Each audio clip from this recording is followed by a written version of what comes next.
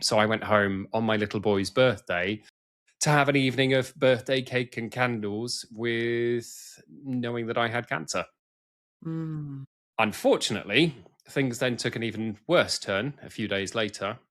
And on the 27th, so 12 days after I was diagnosed, and a couple of days before that, I'd been up to see my mum to tell her in person that I had cancer and we'd let her know what was happening. And then unfortunately, on the 27th, she then died.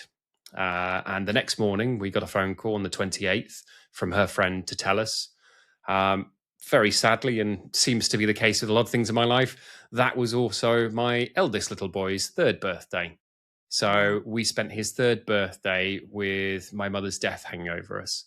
And Mm. the really sad and ironic thing is, and we've already mentioned that I had a stage 4 diagnosis. So a lot of people will already know that that is a palliative diagnosis. That is an end of life diagnosis, a terminal diagnosis. The ironic and sad thing is that my mother had actually spent her entire career as a palliative care nurse. She was an end of life healthcare specialist and a palliative care specialist.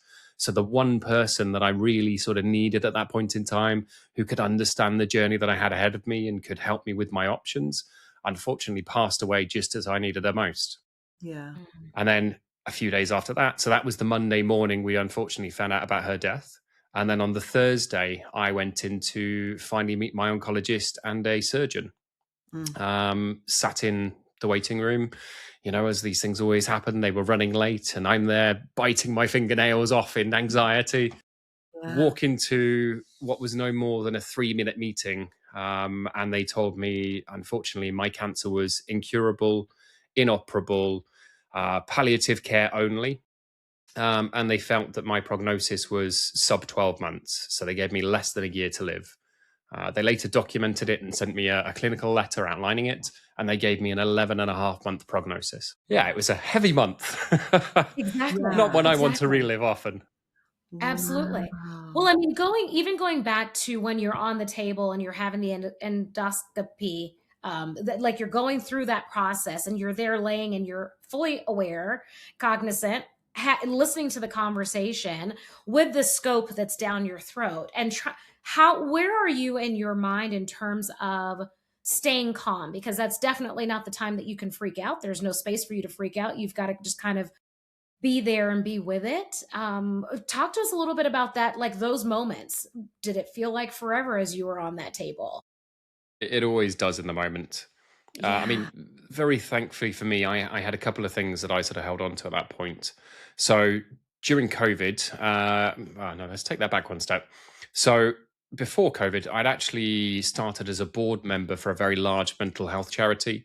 They're an overarching suicide prevention and mental health charity, and they sit behind people like the Samaritans, etc. They're a network behind them. Yeah. And I joined their board, and I was one of the only non-psychologists on the board. So during COVID, I actually went and decided to do diplomas in psychology and cognitive behavioral therapy. And as part of that, they teach you mechanisms to help calm the nervous system, to help Mm. keep yourself sort of calm in stressful situations, etc. And then atop that, if you look back at things like I was a semi-professional rugby player when I was younger, I was used to being under stress in different situations. I was also then used to standing in front of boards at the age of like 30, presenting in front of hundreds of people things that they didn't necessarily want to hear. And generally being hated for it half the time and called lots of names and therefore feeling lots of stress for it. So I'd had Mhm. a lot of preparation for this. Yeah. Um, in that moment, yeah, absolutely. It lasted a lifetime. That probably 1 minute long, 2 minute long endoscopy felt like it was hours. And sitting in with the waiting room afterwards, because they obviously sat me down and said, "Look, take some time, think about this. Don't go just jumping in the car and driving home."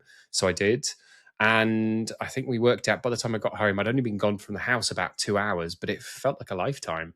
So Yeah. yeah, absolutely. Time slows down in these sorts of situations.